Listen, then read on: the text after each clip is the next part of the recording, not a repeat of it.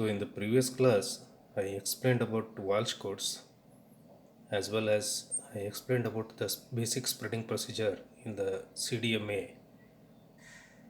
Spreading sequence is important, and that spreading sequence is generated by Walsh codes, and there is specific Walsh codes are there for every channel information. For example, W0 is for pilot channel information, W32 W3264 is for synchronization channel information. We have seen in the GSM or second generation, we have seen the frequency reuse offset operation. But here, since frequencies of all the cells are same, as you can see there, all shadings in the cells are equal. Here, the concept has been converted into timing offset reuse pattern. You can see two cells with the same timing offset 15 and 15 can reuse their timing offset in those cells.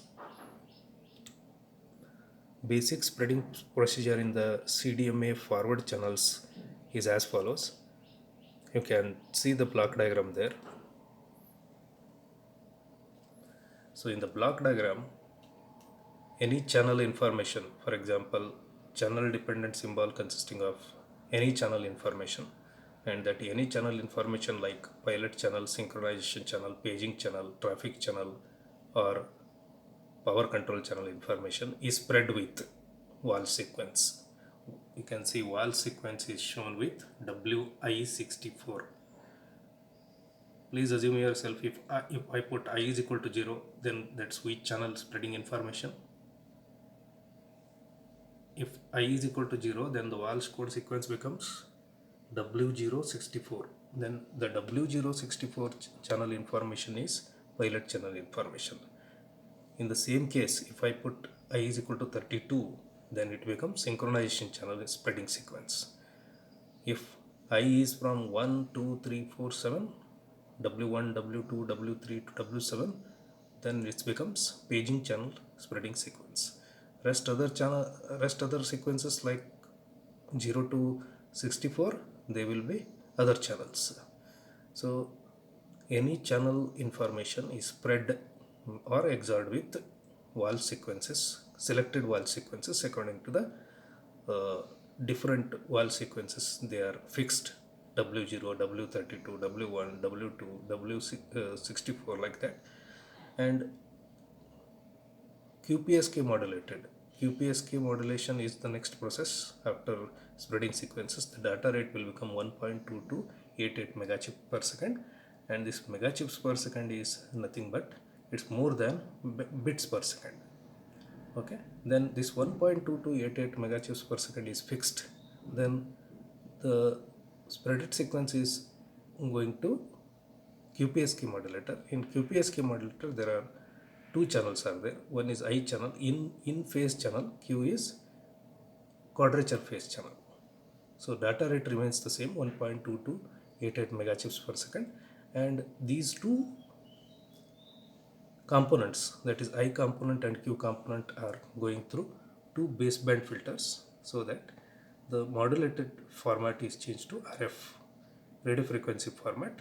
So that will be sent through the antennas. So the procedure is very simple.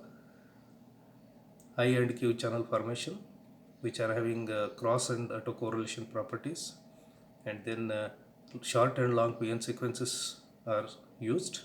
They will be generated by a hardware called as a linear feedback shift register that releases 32,768 bits. Then baseband filters up converts the final output signal to VHF band. So even what is autocorrelation? It is serial correlation. Cross correlation, the signal is compared with itself, is autocorrelation. If the signal is measured with or compared with two waveforms, then that is cross correlation.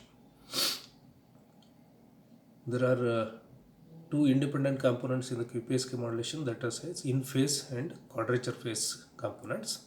They are orthogonal because they are separated by 90 degrees. So QPSK modulation is used in the CDMA processing. So any channel's information is spread by Walsh sequence, then it is modulated by QPSK, then filtered it out.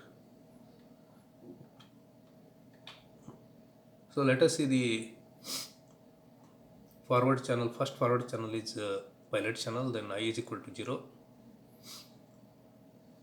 So the spreading is done exactly how I explained in the last slide. What is the main function of pilot channel? It provides, it is just a reference signal for all the subscriber devices, all the CDMA devices within a cell. Walsh 064 consisting of all zeros. Okay, and I and Q signals drive the QPSK modulator. Resulting signal is a unmodulated spread spectrum signal.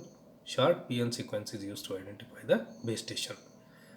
Short PN sequence and long PN sequence. Always remember, short PN sequence is used to identify the base station. So this is first forward channel, pilot channel information. Next, interleaving is also an important process that I will explain in the 8th chapter.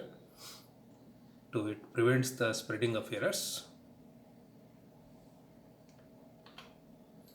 Then the synchronization channel sequence. Pilot channel sequence is spread with short PN sequence, but there will not be any long, no long PN sequence is used. Again, the process is very similar and same. Synchronization message is having 1200 bits per second. For gone through convolutional encoder, it actually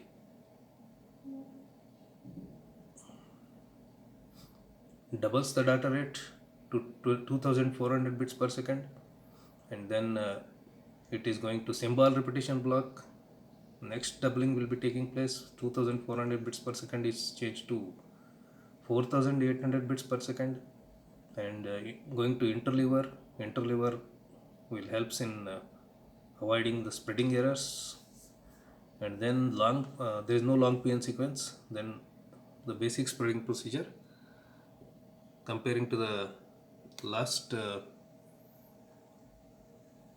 slide, instead of W064 is this the synchronization channel. W3264 is used, and next is basic spreading procedure, the conversion of Q and I component and base band filters.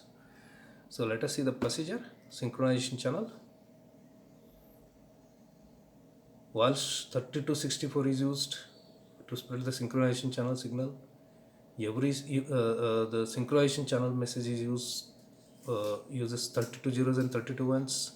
Short PN sequence is used with offset. I explained timing offset already.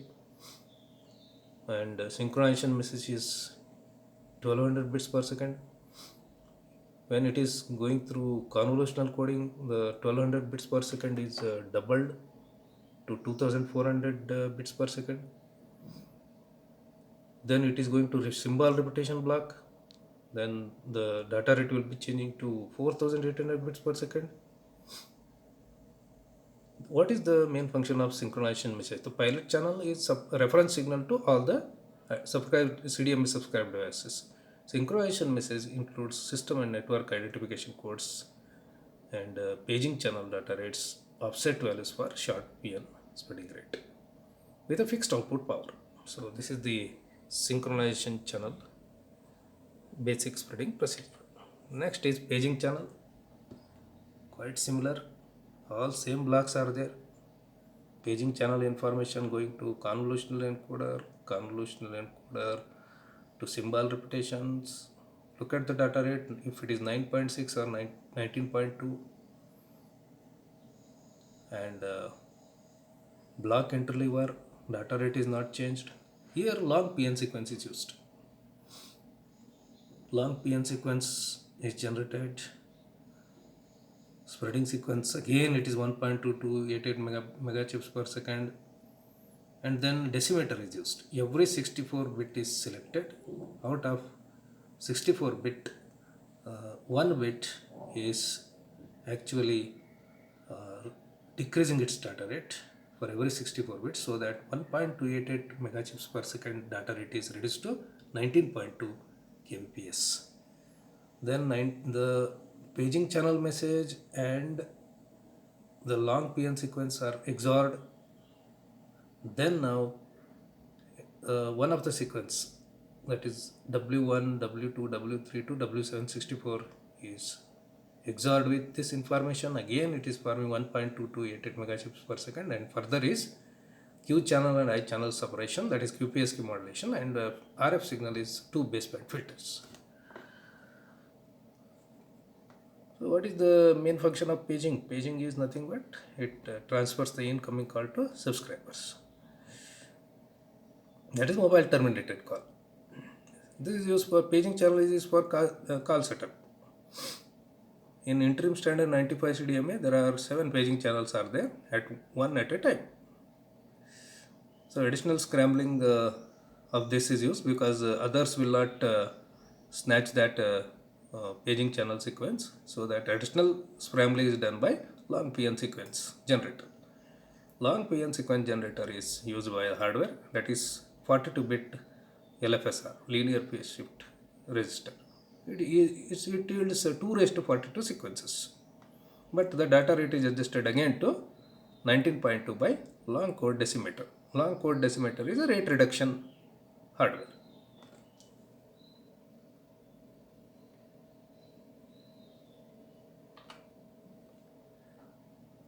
Again, quite similar thing is how you process the traffic and power control signals.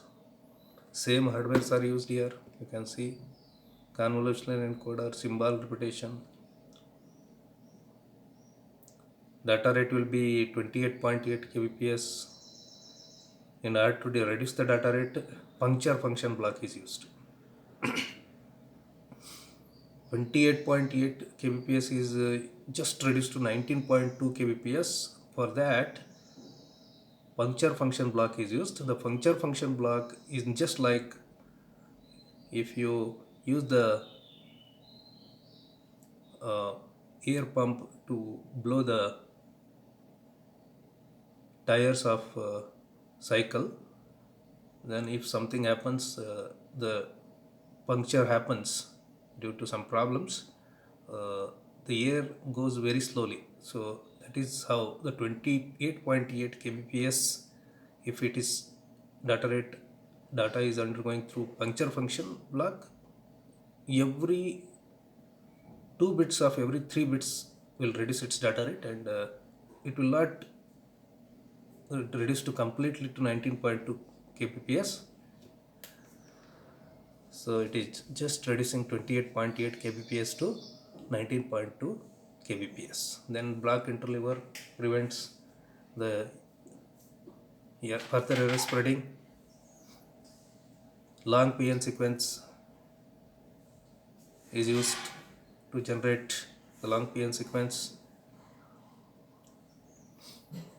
Then there is a hardware multiplexer is used, power control bits of 800 bits per second. Long PN sequence of 800 bits per second is used. Voice traffic and long PN sequence are XORed, that is also inputted to the mux. Then the basic spreading procedure. The paging sequence will be WI64. I is 1, 2, 3, 4 to 7. Then PN sequences. These PN sequences are in phase and quadrature PN sequences of 1.2288 megachips. That is nothing but the QPSK modulation, and further baseband filters is the basic spreading procedure. Everywhere this is the basic spreading procedure. This is the basic spreading procedure.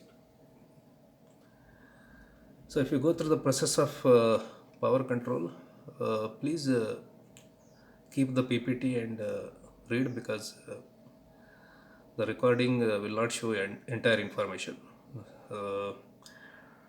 Traffic channel actually carries the information, and there are two data rate sets in the S95. One is 9.6, another is 4.8, 2.4, 1.2 kbps. Rate set 2 maximum is 14 point, that's rate set 1 9.6 kbps, that is used here.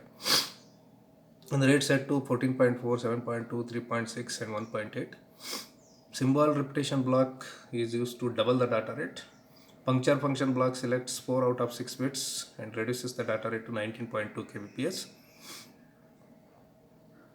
Actually, repetition block, if it selects 14.4 kbps, then it doubles it to 28.8 kbps.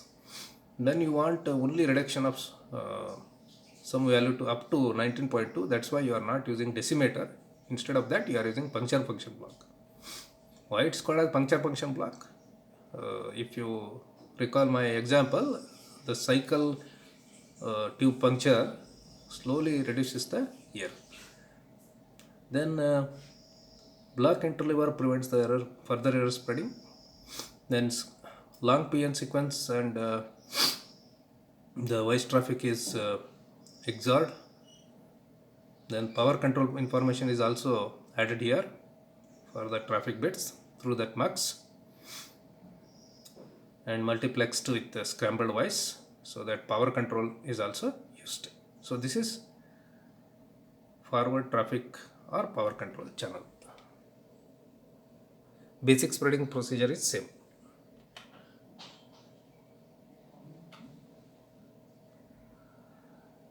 This is the difference between FDMA, TDMA and CDMA. In FDMA, every channel is divided into two frequencies. In TDMA, every channel is divided into time. But in CDMA, you can see there is no restriction for frequency and time. All channels are having entire time and frequency, but every user is having his own PN code. That is code division multiplexes. So I will stop here, and I will continue the further portion in the next lecture.